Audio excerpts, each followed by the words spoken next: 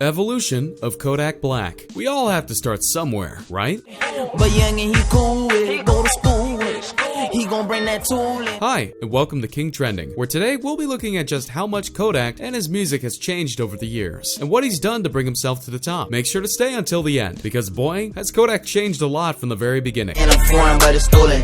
Ride sporty, acting sporty, can't control. Also, feel free to leave a like and maybe comment to show your support. From humble beginnings. Born in June 1997 under the legal name Dulcin Octave, Kodak was raised by his mother and father, who were both immigrants of Haiti, and lived under the projects of Pompano Beach, Florida, for the better half of his childhood. The projects in any community really are innately dangerous and can lead many people into a troublesome life.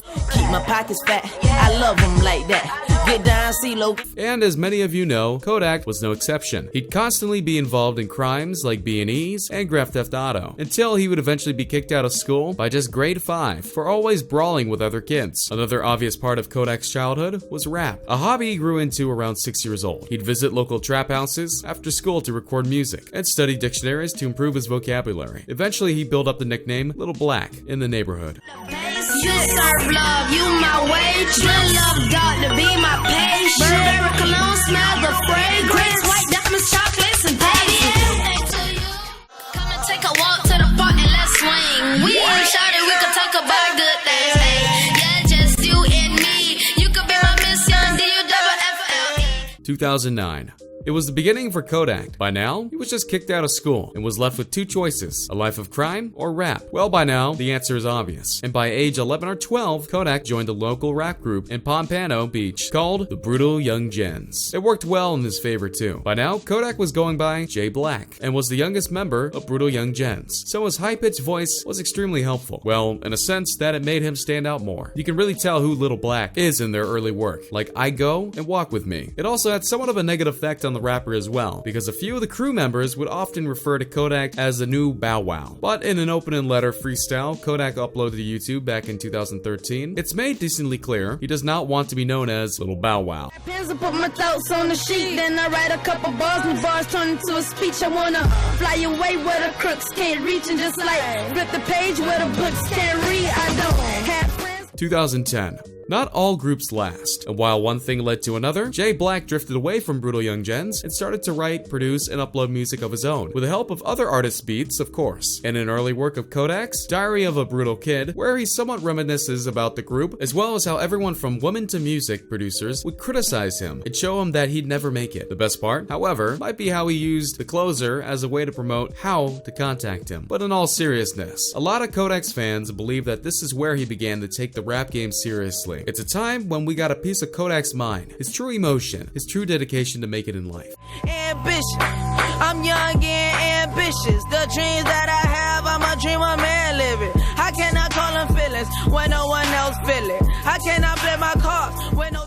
2011. If you were to go compare Kodak's most recent work to his first projects, the first thing might come to mind is how lyrically dense his early work is. And what some can appreciate about it is that it shows how much mainstream rap has changed in terms of style, replayability between 2011 and 2018. For example, in Kodak's song Ambition, he's really touching on his family life, like how his mother would try to raise him right, but the neighborhood would teach him to fight. Or his deadbeat dad and goddaughter having 3 children. If you listen to the song yourself, you'll understand how deep it is. I worry about is how my grandma doing. I'm doing good, I'm staying healthy, now I'm making music. I'm gonna strive to success and I'ma try my best. I'm 14 and already thinking about death. One thing about Kodak that's fascinating is how fast he can change up his style of music. Starting with a deep, sorrowful flow, Kodak practically redefined it himself with a freestyle version of Mac Miller's Donald Trump, which basically covers how he'll blow up one day and have tons of money. You know, Donald Trump money, Bill Gates money, Will Smith money, that type of money.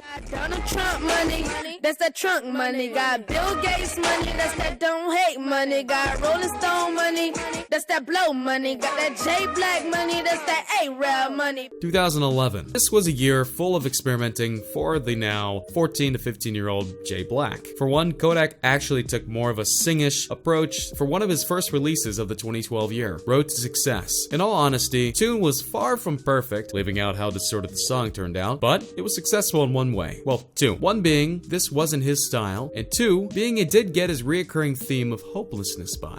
So I ride around the city in my top bag, and duffel I'm on to get this cheese with Later that year, Kodak came out with Crip in My Blood, which was especially interesting because it was his first time experimenting with auto-tune, a tool you'll see a lot of rappers use nowadays. Came down, hold up, drive it in my Rover, my belly out like a penguin, and I'm iced out like a polar.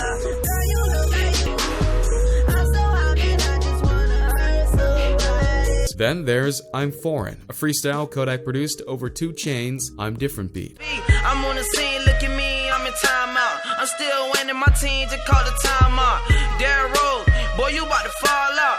I don't sell though, I just ride a powerhouse. 2013. Now we're in 2013, where things really picked up for Kodak. For one, he now changed his name to Kodak Black and released his debut mixtape, Project Baby. Granted, it didn't get him far from Pompano, but it was a start. What's so great about it though is how he revisits most styles of rap and hip-hop that Kodak experimented with. The main single of the mixtape, Project Baby, speaks about his roots from humble beginnings as a Little Black to J Black to Kodak Black. Shoulda Did imitates the same style as I'm Foreign, but speaks about his regrets and what Kodak could have done differently in the past and present. I'm a loser to a winner, I'm that same look in the stolo, round dolo, do all my solo, car smelling like Dodo, Project Baby. Then there's Fourth Quarter, which is an interesting take on the new and old Kodak. It's also one of the only projects Kodak collaborated on with Kolyan, one of his original music groups, in Pompano. I'm from the north, yeah, I stay polo to the floor. Ooh, my money low, I cut my home show. From golden acres, what it is, it really ain't. I'm lyrical, and what I be saying gon' make you think. 2014. A year later, and Kodak released his second mixtape, Heart of the Projects, which offered a sort of 90s dirty south rap. Coupled with his ability to effortlessly switch flows and convey his shuddering sense of pain, Kodak was extraordinarily versatile with his project from the projects. Over here we live in poverty, everybody broke. Over here it ain't no comedy, no, it ain't no joke. We just trying to make it out of it, they hanging us from rope. 2015. With Hearts of the Project being considered Kodak's breakout moment, high expectations were surrounding the rapper, but he delivered strongly with Institution in 2015. Missing you, I'm like what you doing, trying to get to you, but I'm in institution. A large portion of the album seemed to reminisce on his time in jail and displays a variety of emotions from anger to disappointment in a new and old Boozy sort of style, which makes sense considering Boozy is one of Kodak's early inspirations. From singing Kodak to intense Kodak to old Kodak, there's a variety of emotional tunes from the Florida rapper. That isn't it for 2015 Kodak though. In October that year, Canadian rapper Drake brought a bit of unexpected attention to the rapper after posting an Instagram video of himself dancing to Skirt. And that same month, Kodak signed a deal with Atlantic Records, on top of also co-signing with Drake.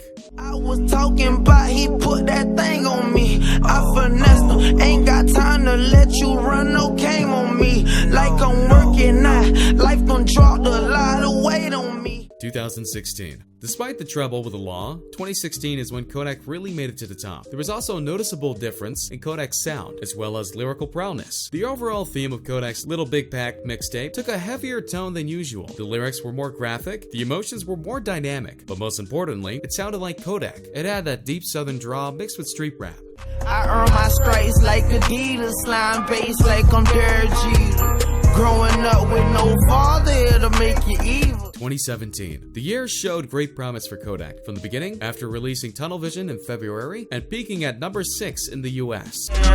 My mama told me, boy, make a decision. Right now I gotta keep a ton of vision. He also released his debut studio album, Painting Pictures, which topped out at number 3 on Billboard 200. Granted, it had a hard time appealing to modern rap fans, as it somewhat mirrors the style of Boozy's and Gucci Mane, but it did offer Kodak's signature sound. It also featured a few curveballs, like the poppy Batty Cake, which stresses away from his classic hopelessness feel. On her face, I got a feeling that today gon' be a fantastic day. I'm getting tired of that role, I think I want petite Philippe. Kodak also recently released a sequel to Project Baby with Project Baby 2 in August, which features an uneven selection of self-gratifying tunes, a theme which is highly unusual to Kodak's long-running style of hopelessness and the difficulties of life. If you wanna leave, just leave, but you ain't gotta lie to me. 2018. As of 2018, there's no update on Kodak, and it doesn't look like anything will happen soon, considering his most recent arrest on January 19th, but let's hope for the best. And with that said, that concludes the evolution of Kodak Black. Feel free to comment what you thought about today's video, and maybe leave a like if you enjoyed. Also, don't forget to subscribe and push that notification button to see more King Trending videos, similar to this one, in the near future. And have yourself an excellent day.